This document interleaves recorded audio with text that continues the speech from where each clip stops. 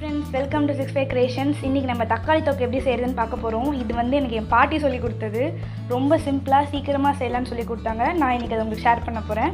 வாங்க வீடியோக்குள்ள போலாம். அதுக்கு முன்னாடி நம்ம சேனலை சப்ஸ்கிரைப் பண்ணிடுங்க. இன்னைக்கு இது செய்யறதுக்கு நான் 1 கிலோ தக்காளி எடுத்துர்க்கேன். இது வந்து நம்ம கட் பண்ணி எடுத்துக்கணும்.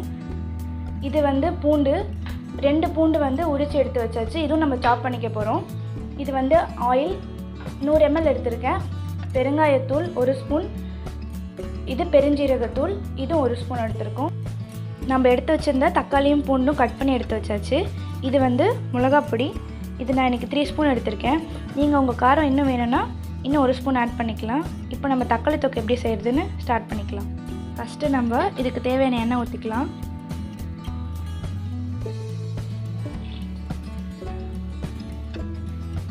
எண்ணெய் சூடாயிடுச்சு. இப்போ நம்ம பூண்டு ஆட் பண்ணிக்கலாம்.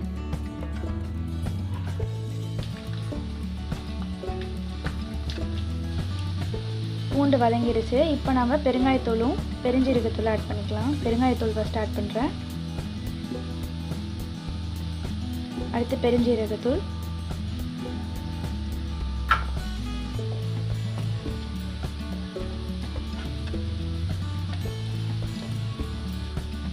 இப்போ நம்ம தக்காளி ஆட் பண்ணிக்கலாம்.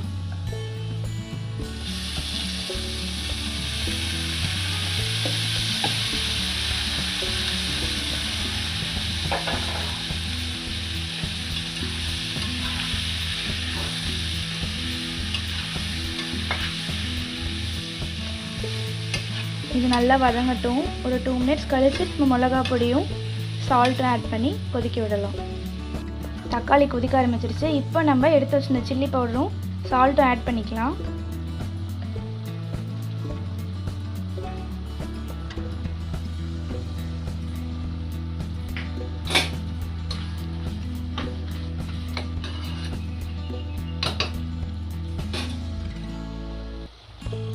உப்பு தேவையான அளவு.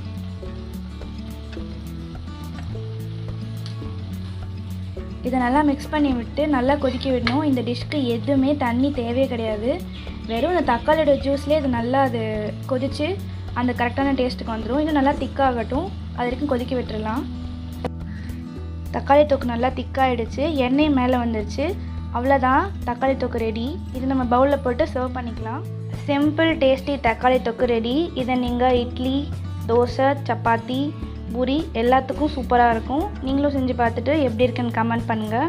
See you soon friends. Thank you.